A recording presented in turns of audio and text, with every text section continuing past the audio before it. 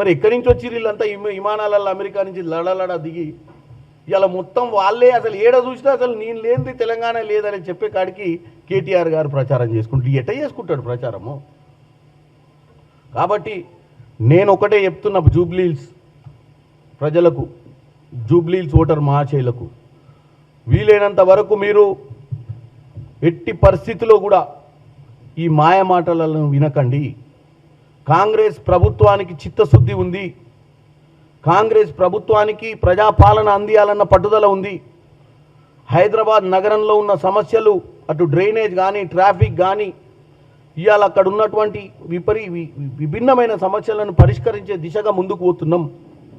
వీళ్ళు అప్పుల రాష్ట్రంగా లేకపోయి ఉంటే ఈ హైదరాబాద్ నగరం ఎప్పుడో బ్రహ్మాండంగా తయారయ్యేది.